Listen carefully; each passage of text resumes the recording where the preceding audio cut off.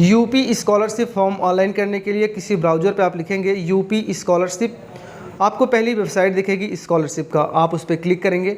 उसके बाद official website पे आप स्टूडेंट कॉर्नर पे जाएंगे। अगर आप पहली बार रजिस्ट्रेशन कर रहे हैं तो रजिस्ट्रेशन के ऑप्शन पे क्लिक करेंगे। अगर आपने रजिस्ट्रेशन कर रखा है तो फ्रेश लॉगिन, अगर आप पुराने कैंडिडेट हैं तो रिन्यूअल लॉगिन पे क्लिक करेंगे। ये जो कैंडिडेट है वो ओबीसी कैंडिडेट है और 9th क्लास में अब की बार इन्होंने एडमिशन लिया हुआ है, तो अपनी जो आपकी कास्ट है वो ध्यान रखेंगे। तो मैं प्री मैट्रिक फ्रेश पे मैं क्लिक करूँगा। ये देखिए व्यू और स्टोरी दे रहा है, कोई बात नहीं, मैं दोबारा से हमने रिफ्रेश किया तो ये आ गया। अब आप यहाँ पर ज़िला अपना चूज़ करेंगे। ज़िला चूज़ करने के बाद आप अपने विद्यालय का नाम चूज़ करेंगे। ध्यान रखिए अपने विद्यालय का नाम बिल्कुल एग्जैक्ट आप चूज़ करेंगे, ठीक है ना। उसके बाद आपकी जाति पूछी जा रही है तो ये ऑटोमेटिक आ जाएगा। आपकी जो धर्म है वो पूछा जा रहा है। फिर आप छात्र छात्रा का नाम वो फिल करेंगे जो कि आपके आधार कार्ड में है, क्योंकि आधार कार्ड ऑथेंटिकेशन होना ज़रूरी है। अब ये आधार कार्ड के अनुसार आपका नाम हो जाएगा। फिर आधार से लिंक मोबाइल नंबर आप फिल करेंगे और अपने आप अपने मन से एक पासवर्ड बनाएंगे जो आप भविष्य में उसको याद रखेंगे, क्योंकि इसी पासवर्ड के ज़रिए, इसी मोबाइल नंबर के ज़रिए आपका लॉगिन होगा। तो हम ये काम आसानी से कर लेते हैं। तब तक आप हमारे चैनल को सब्सक्राइब ज़रूर कर लें। अब यहाँ पर मैं कैप्चा कोड फिल करूँगा और जनरेट OTP के ऑप्शन पर मैं क्लिक करता हूँ। आप देखेंगे कि आपके रजिस्टर्ड मोबाइल नंबर पर एक OTP भेजी जाएगी। कैप्चा कोड फिल करेंगे और सबमिट के बटन पर आप क्लिक करेंगे। इतना करने के बाद आप देखें कि आपका जो 9th क्लास का रजिस्ट्रेशन नंबर है वो आपके सामने आपके डिस्प्ले पर दिखाई देगा। ये देखिए आपका रजिस्ट्रेशन हो चुका है। आप इसको प्रिंट करके ज़रूर रख लें। अब इसको यहाँ पर आप कॉपी भी कर सकते हैं या फिर मैनुअली भी आप टाइप कर सकते हैं। तो हमने लॉगिन करने के लिए हमने इस रजिस्ट्रेशन नंबर को कॉपी कर रखा है। अब आप स्टूडेंट के कॉर्नर पे जाएंगे और फ्रेश लॉगिन का बटन दिखाई देगा और प्री मैट्रिक स्टूडेंट लॉगिन पे आप क्लिक करेंगे। अब आपने जो रजिस्ट्रेशन नंबर और आपने जो मोबाइल नंबर है और आपने जो पासवर्ड बनाया है, इन तीनों का काम लगेगा। तो अब यहाँ पे देखिए मुझसे रजिस्ट्रेशन नंबर पूछा जा रहा है 23 और 24 का, तो हमने फिल कर दिया। मोबाइल नंबर भी आप फिल करेंगे वही जो आपने दिया है। उसके बाद जो आपने अभी पासवर्ड बनाया था उस पासवर्ड यहाँ पर आप उसको फिल करेंगे।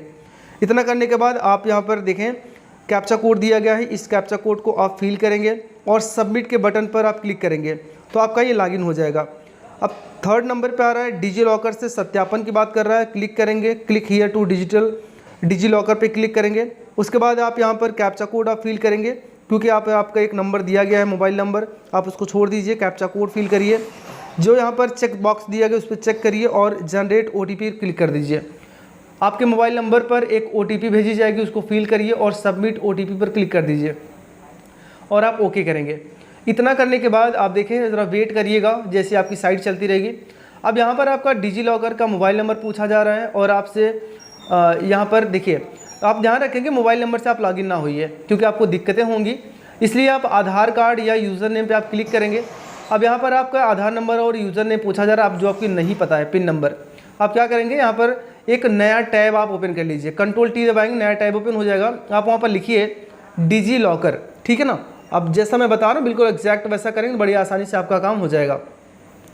डिजी लॉकर आप यहाँ पर करेंगे तो यहाँ पे साइन अप का एक बटन आपको दिखाई देगा, साइन अप पे आप क्लिक करेंगे।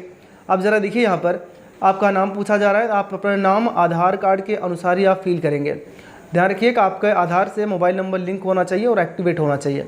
तो यहाँ पर मैं नाम फिल कर देता हूँ और जो आपके आधार कार्ड में आपका जो डेट ऑफ बर्थ लिखा गया है उस डेट ऑफ बर्थ को आप यहाँ पर फिल करेंगे।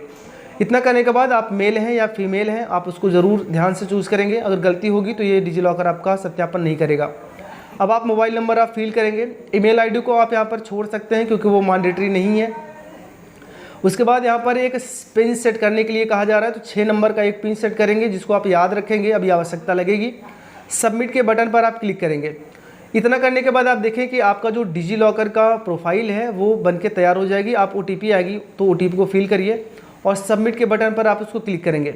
अब यहाँ पे आपका आधार नंबर आपसे पूछा जा रहा है, आप अपना आधार नंबर यहाँ फिल करेंगे और नेक्स्ट के बटन पर आप क्लिक करेंगे। इतना करने के बाद आप देखें कि आपके मोबाइल नंबर पर एक OTP भेजी जाएगी, उस OTP को फिल करेंगे और सबमिट के बटन पर आप क्लिक करेंगे तो आपका जो डिजी लॉकर है वो अब बन के तैयार हो चुका है। अब यहाँ पर देखिए ज़रा मैं इसको कैंसिल करता हूँ यहाँ से, ठीक है ना। अब यहाँ पर आप इसको ऐसे ही रहने दें, कोई दिक्कत नहीं है। अब जो पिछला आप जहाँ पे रुके हुए थे स्कॉलरशिप फॉर्म ऑनलाइन करते वक्त, अब आप यहाँ पर आप पिन बना चुके हैं, आप उसको याद रखेंगे। यहाँ पर आप अपना आधार नंबर फिल करेंगे और जो आपने पिन कोड बनाया था, यानी कि डिजिटल 6 नंबर का डिजिट पिन बनाया है, उसको फिल करेंगे और साइन इन के बटन पर आप क्लिक करेंगे। अब देखिए ज़रा कि आपका जो डिजी लॉकर है वो यहाँ पर सबमिट होने वाला है। आप ज़रा वेट करेंगे क्योंकि साइट स्लो चल रही है। ठीक है, अभी आपने यूज़र नेम नहीं बनाया है, इसलिए आपसे यूज़र नेम बनाने के लिए कह रहा है। तो आप अपना एक यूनिक यूज़र नेम आप बना लेंगे, जैसा कि यहाँ पर ये नाम है और हमने कुछ यहाँ पर नंबर हमने इंटर कर दिए हैं। तो नाम और नंबर का आप मिक्स करेंगे। तो अब उसके बाद आप सबमिट करेंगे तो दे रहा है कि आपका यूज़र नेम सेट हो चुका है। आप इस यूज़र नेम को अपनी कॉपी पर कहीं नोट करके रख लें। अब आप उसके बाद इसको आप ओके करेंगे। ओके करने के बाद देखें ज़रा कि आपका जो डिजी लॉकर है वो उसका सत्यापन अब आपका होने वाला है। अब ज़रा आप वेट करेंगे और ये आप यहाँ पर ये देखिए ये एक ऑप्शन दिखाई दे रहा है अलाउ का, आप उस पर क्लिक कर देंगे। तो थोड़ा वेट करेंगे तो आपका जो प्रोफाइल है आधार कार्ड के अनुसार ये यहाँ पर दिखाई देगा। अब वेरीफाइड डिटेल पर आप क्लिक करेंगे, ठीक है ना, क्योंकि आपका डिटेल सही है, आपने देख लिया है आधार के अनुसार। तो ये सारा सत्यापन मेरा हो चुका है, डिजी लॉकर से मेरा सत्यापन हो चुका है।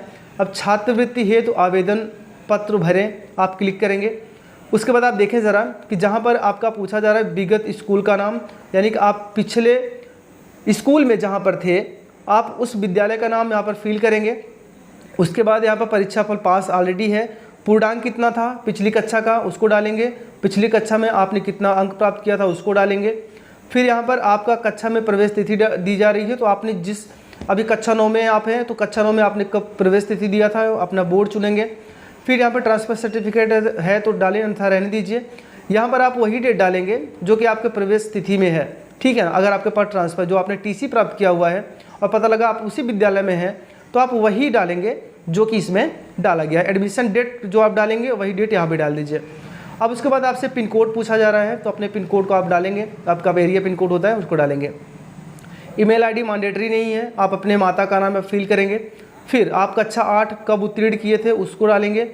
आप यहाँ पर उस विद्यालय का नाम डालेंगे जो आपने अभी पिछले वर्ष आपने जिस विद्यालय में आप थे उसका नाम यहाँ पर फिल करेंगे। अब यहाँ पर आपसे बैंक का डिटेल आपसे पूछा जा रहा है। चलिए हम बैंक विवरण में सबसे पहले बैंक का नाम पूछा जा रहा है, तो आपका जो बैंक है आप उसको यहाँ पर फिल करेंगे। उसके बाद आपसे जनपद पूछा जा रहा है कि आपकी डिस्ट्रिक्ट क्या है, कि आपका जो बैंक खाता है वो किस डिस्ट्रिक्ट में है, आप उसको फिल करेंगे। फिर आपके ब्रांच का नाम पूछा जा रहा है कि आपका जो ब्रांच है उस ब्रांच का नाम क्या है, आप उसको फिल करेंगे, वो आपके पासबुक में रहेगा। उसके बाद आपसे छात्र छात्रा का नाम पूछा जा रहा है जो कि खाता में अंकित है, आप उसको फिल करेंगे। अब ध्यान रखें कि आपका जो आधार कार्ड में नाम है आपके बैंक पासबुक में होना चाहिए, तभी आपका पैसा आएगा, अन्यथा नहीं आएगा। अब यहाँ पर छात्र छात्रा का बैंक खाता संख्या और 2 बार आप कंफर्म करेंगे, कैप्चा कोड फिल करेंगे और यहाँ पर जो चेकबॉक्स दिया है क्लिक करेंगे और सबमिट के बटन पर आप क्लिक करेंगे। इतना करने के बाद आप देखें, अब आप होम के बटन पर क्लिक करें जहाँ पर आपको अगले स्टेप पर लेकर जाएगा। अब यहाँ पर देखिए एक ऑप्शन आ रहा है आवेदन पत्र को संशोधित करें पे आप क्लिक करेंगे। यहाँ पर आपको कुछ भी नहीं करना है, बस बैंक अकाउंट नंबर को आपको दोबारा से फिल करना है, आपको कैप्चा कोड फिल करना है और जो यहाँ पर चेक बॉक्स दिया गया है चेक बॉक्स पर क्लिक करिए और सबमिट कर दीजिए। इतना करने के बाद अब आप अगले ऑप्शन के लिए आप एलिजिबल हो जाएंगे। यहाँ पर देखो होम का ऑप्शन दिखाई दे रहा है, गो बैक टू होम, आप क्लिक करिए और आप यहाँ पर देखिए आय एवं जात प्रमाणीकरण है तो आप क्लिक करेंगे। अब यहाँ पर देखिए ध्यान से आय प्रमाण पत्र का एप्लीकेशन नंबर आप डालेंगे। उसके बाद यहाँ पर जो प्रमाण पत्र संख्या उसको फिल करेंगे, कैप्चा कोड आप फिल करेंगे और गेट डेटा पर आप क्लिक करेंगे। तो आप थोड़ा स्क्रॉल करते हुए नीचे की तरफ जाएंगे और वेरीफाई इनकम डिटेल पर आप क्लिक कर दें। इतना करने के बाद ज़रा आप वेट करिएगा, वेरीफाई हो चुका है। अब आपका जाति प्रमाण पत्र आपसे पूछा जा रहा है, तो जैसा आपने आय प्रमाण पत्र किया था एप्लीकेशन नंबर और आपका जो प्रमाण पत्र संख्या उसको फिल करेंगे और आपकी जो जाति होती है ना आपके जाति प्रमाण पत्र में लिखा गया है उसको फिल करेंगे और यहाँ पर जो आपका कैप्चा कोड दिया गया उसको फिल करेंगे और गेट डेटा पर आप क्लिक करेंगे।